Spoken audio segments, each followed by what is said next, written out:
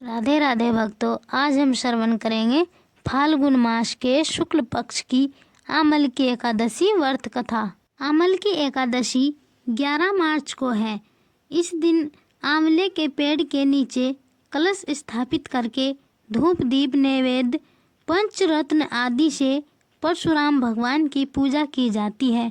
इस दिन आंवले का सागार लेना चाहिए। तो चलिए कथा श्रवण करते हैं।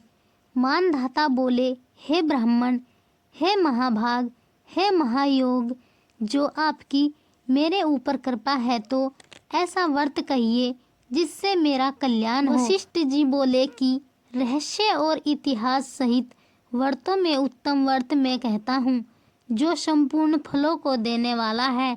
हे राजन, आमलकी का व्रत बड़े पापों को नाश करने वाला और सब लोगों को मोक्ष देने वाला तथा 1000 गोदान के फल को देने वाला है।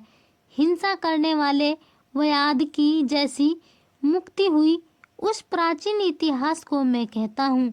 हष्ट पुष्ट मनुष्य और ब्राह्मणों, क्षेत्रीय, शूद्रों से सुशोभित वेदीस नाम का नगर था। हे नृप शार्दुल, वहाँ सुंदर वेद ध्वनि हो रही थी। उस सुंदर नगर में कोई नास्तिक और दुराचारी नहीं था। वहाँ चंद्रवंशी पाशविंदुक राजा के वंश में पैदा हुआ धर्मात्मा सत्यवादी चैत्ररथ नामक प्रसिद्ध राजा था। वह राजा 10,000 हाथियों के समान बलवान, धनी तथा शस्त्र शास्त्रों को जानने वाला था। उसके राज्य में निर्धन और लोभी दिखाई नहीं देता था। दोनों पक्ष की एकादशी को मनुष्य भोजन नहीं करते थे। सब धर्मों को छोड़कर भगवान की भक्ति करते थे। हे राजसारतम, इस प्रकार भगवान की भक्ति करते हुए मनुष्य को सुखपूर्वक बहुत वर्ष बीत गए। कुछ समय बीतने पर फाल्गुन शुक्ल पक्ष की द्वादशी युक्त एकादशी प्राप्त हुई। हे विभो, हे नर्प, उस एकादशी को बालक बूढ़े सबने मिलकर नियम और उपवास किया। राजा इस व्रत को विशेष फलदायक समझकर नदी में स्नान करके प्रजा के साथ मंदिर में गए। राजा ने जल से भरा हुआ कलश स्थापित करके उसे छत्री, उपासना, पंचरत्न और सुंदर गंध से सुशोभित किया।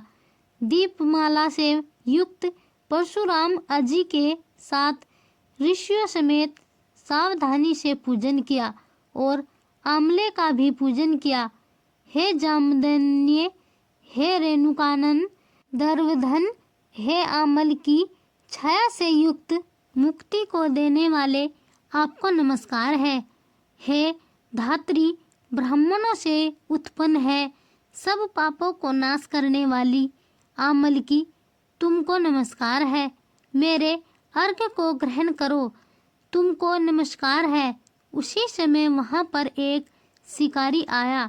भूख और प्यास से युक्त, पाप के भार से पीड़ित, कुटुंब के लिए जीव हिंसा करने वाला, सब धर्मों से अलग, वह आमल की एकादशी का जागरण और दीपकों से शोभित उस स्थान को देखकर वहाँ बैठ गया।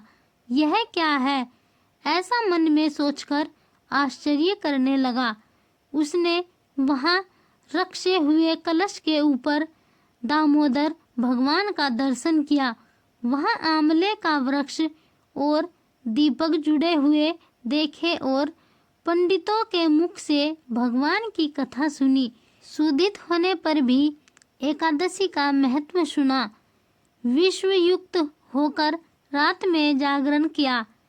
फिर प्रातःकाल सब मनुष्य नगर में गए। उस शिकारी ने भी घर पर आकर प्रसन्नता से भोजन किया।